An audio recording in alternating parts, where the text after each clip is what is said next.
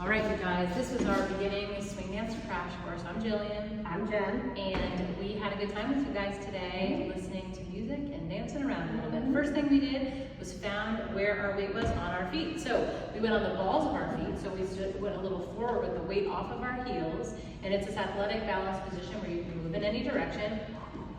Then we found a little pulse from the center of our bodies. We're going to have this little pulse, pulse, pulse, pulse, pulse on every beat of the music. From here, we walked around the room a little bit, just working on finding that pulse, walking right underneath us, just to the beat of the music. And then we did our basic 6-count Lindy Hop footwork. It looked like this. I'm going to be leading in this video. Jen is going to be following.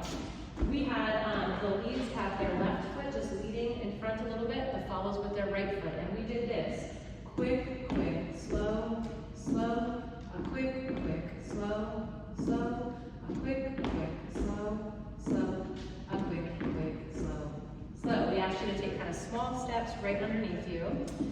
And then we did some movements. We connected with our partner. We're going to lead you, have your hand right in the center of your follows back. Follows, you're nice and connected with this arm. And then leads, just offer up your hand. Follows, point those fingers towards your lead and drop it right down. We kept this arm nice and low and relaxed the whole time we were dancing. And we did a couple of movements. We did a basic step, slow, slow. We call this closed position where we're side by side each other.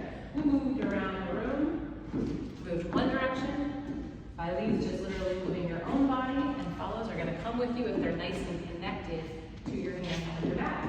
Then we did something called the tuck turn. Quick, quick, slow, slow, quick, quick, slow. We did a pass by where we traded places with our partner. And then we came back to side by side for closed position. Yep. A little slower. Quick, quick, slow, slow, a quick, out, stand, around. Pass by, slow, slow, a quick, quick, slow, slow, and back, slow, by side. And if you ever want to watch this really, really slow, you can go to the little gear icon on YouTube and change your viewing speed down to like, I don't know, 0.5 is nice. 0.25 if you really want to make us sound drunk. That's right. Then we moved on to, that was about halfway through, should we talk about triple steps? Yeah. So then we took the footwork you just did, and every time there was a slow before, we put in something called a triple step. Triple step, we said, was no more than just a gallop. So we galloped forward, we galloped back. And whenever we gallop, you might notice that our feet stay in the same position as we're galloping, where leads left is leading, follows right is leading, and we stay in that position. So we took that little gallop and we did counts of 3 with the gallop. We did a triple step. Triple step. Go ahead. What were you going to say? I just want to do it to the side a little bit. Got it. Got it. So we've got a rock step, triple step, triple step, rock step, triple step, triple step, rock step, triple step, triple. We took that triple step, which is really handy for moving around the room. It's nice to have more steps underneath us in order to move us. For very slow music too, especially, it's nice to do that triple step. It feels kind of weird sometimes doing sort of really slow music with the single step. And we put it into what we're doing. Basic step. You can always rotate with the triple step. You can rotate one direction. We can rotate the other direction. We can do our tuck turn. We can trade places, a pass by. Come on back to that side by side position. There. Can we do it one time going to the side? Basic. A tuck turn. A pass by. And back to side by side.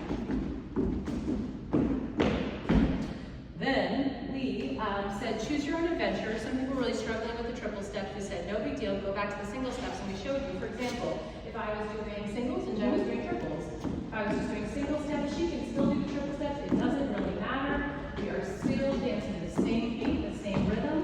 It might feel a little funny with your partner, and so that's why, in general, if I were following, I would try to kind of match my lead's rhythm in that way, but it's not a big deal if you're doing something slightly different, especially in this context of practicing in class.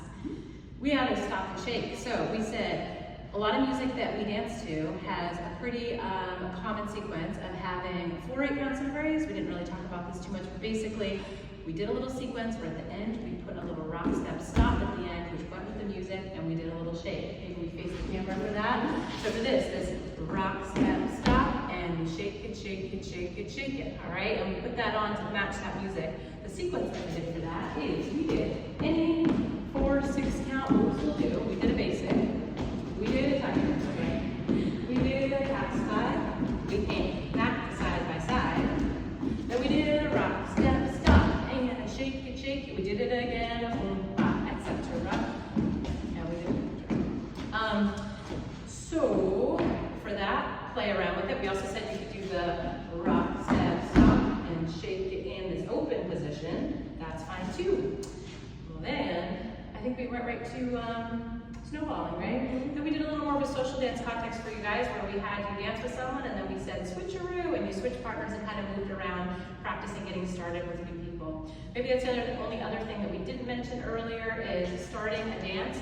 We do something called jockeying where we do this forward and back, and it leads very nicely into the basic step. And we show from the back, so we've got this forward and back. It helps connect us to our partner, to the music, and guides us into that first step to dance. So you guys practice that as you were switcherooing quite a bit to start up a dance.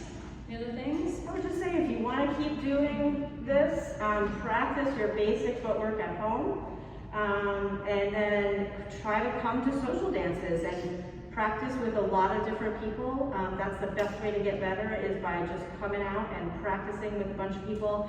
And then we'll teach new class sessions starting in January. So if you're interested, look for the Portland Swing Project website and sign up for a beginner class on Tuesday nights at Woodford's Club. If you live more in southern Maine, you can look at Lindy, Maine too. Jen teaches in Kittery as well if you want to check that out for a Wednesday night class down in Kittery. Good job. Great job tonight, you guys. Tonight. We'll see you soon. This afternoon.